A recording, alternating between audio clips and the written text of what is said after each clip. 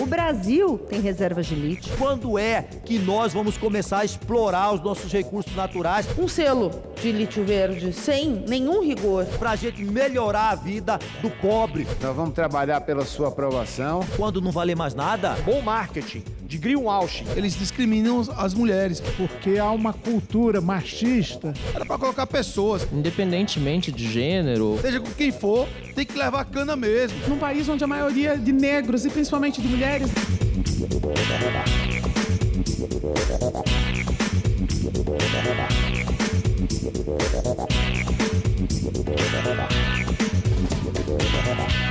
Numa semana encurtada pelo feriado de Páscoa, deputados se reuniram em sessão virtual para aprovar matérias como a criação da medalha Prefeitos pela Alfabetização das Crianças, a ser concedida todos os anos. O plenário aprovou também a criação de uma certificação voluntária para o lítio verde no Brasil.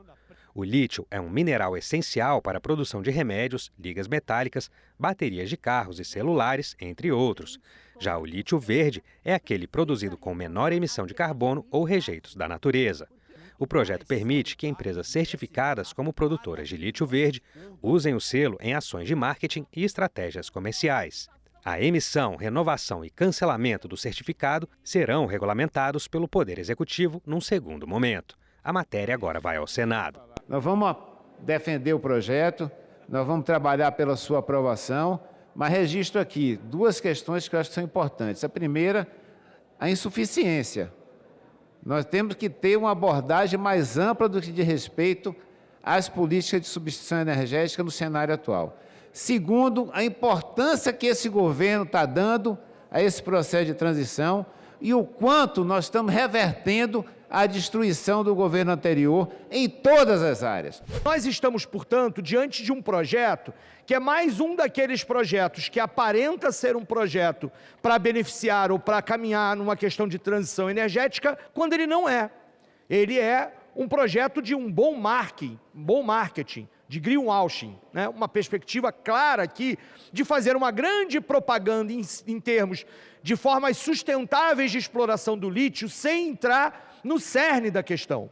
E aí é importante que a gente fale aqui que esse projeto está muito aquém do que deveria ser, responde necessariamente a interesse e desejos dos mineradores, sem que a gente de fato tenha feito o debate sobre as causas e as consequências da exploração de lítio em vários territórios, em várias partes do território brasileiro, e em especial em Minas Gerais e no Vale do Jequitinhonha, por exemplo. O Brasil tem reservas de lítio, nós sabemos que há uma projeção de consumo de lítio, e o lítio, ele está na nossa vida, na qualquer bateria que a gente usa, nos carros elétricos, né, para qualquer instrumento que a gente use para armazenar energia, seja solar, seja eólica, não dá para lutar contra isso.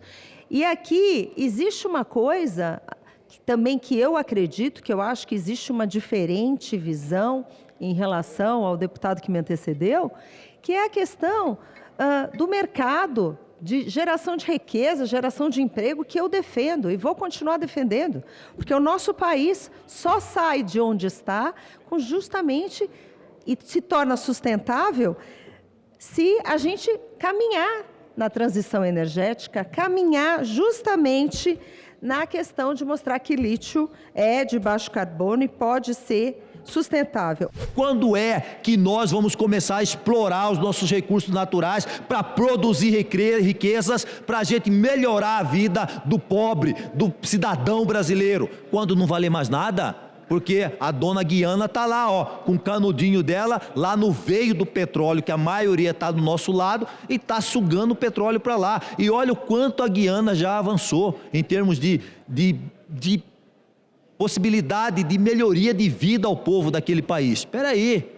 Né? Então nós temos que ver o que é que nós vamos ser do nosso país daqui para frente, porque quando não valer mais nada, aí com certeza talvez a gente comece a priorizar a exploração das nossas riquezas naturais para poder, né, melhorar a vida do povo. Vide, né, o povo lá em Dubai, nos Emirados Árabes, que exploram o seu petróleo, e vejam lá, né, a maravilha que é aquelas cidades, a educação, enfim, né, talvez esse caráter, né, punitivo, restritivo que o Estado brasileiro possui não seja o melhor caminho.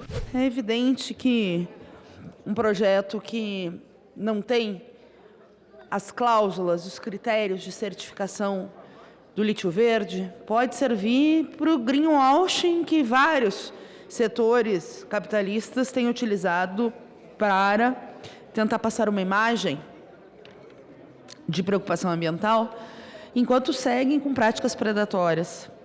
Todos nós sabemos que a mineração e o processamento do lítio tem uma significativa pegada de emissão, né, de carbono, bem como graves impactos socioambientais. Então, uma criação de um carimbo, de um selo, sem critério, sem passar pela Comissão de Meio Ambiente, sem discussão com pessoas na área, no que tem sido chamado de ouro branco, pela importância que tem na produção de determinados itens, como ônibus elétrico, é verdade? Mas também nos celulares, e também numa série de outros mecanismos, outros produtos que tem e que estão em voga, em alta. Nós já vimos muitos casos de depredação, desmatamento, descumprimento de metas de redução significativa dos impactos ambientais com legislações muito mais rigorosas. Um selo de lítio verde sem nenhum rigor e nenhum desses critérios claramente definidos não pode ter o nosso cheque em branco. O plenário também aprovou o projeto de lei que aumenta a pena para o crime de injúria racial quando for cometido contra mulher ou pessoa idosa. Pelo texto, a pena de 2 a 5 anos de reclusão será aumentada de 1 a 2/3 nestes casos. A matéria segue para o Senado. A gente concorda com o projeto, mas era para ter colocado pessoas. Mais uma vez, eles discriminam as mulheres, portanto, mulheres. Isso não é interessante, mas iremos votar favoráveis. Era para colocar pessoas. Quem cometer crime de injúria racial, seja com quem for, tem que levar cana mesmo, e principalmente com os idosos. Mas nós iremos votar favoráveis, senhor presidente, porque entendemos que isso é um crime bárbaro, que persiste na sociedade, mesmo em pleno século XXI, e nós não podemos admitir esse tipo de crime em nosso país. Eu quero até dialogar com o que o cabo Gilberto falou, que seria melhor o projeto falar de pessoas idosas sofrendo injúria racial, que é aquele crime já tipificado, mais abrangente, injúria também por origem nacional, injúria que vão além da cor da pele. Mas, de fato, temos que reconhecer, é o que chamam nos Estados Unidos de discriminação positiva. As mulheres, ao longo da nossa história, sofreram mais do que os homens, na média, porque há uma cultura machista, das quais nós somos tributários, herdeiros, sobretudo as gerações mais antigas, das quais eu faço parte. De novo, gostaria de fazer a ressalva aqui, que nesse caso nós entendemos que o crime de injúria ele tem que ter uma pena igual, independentemente de gênero ou condição etária das pessoas. E por isso nós orientamos contrariamente o projeto. Entendemos a virtude do mérito da propositura, mas não concordamos com a solução.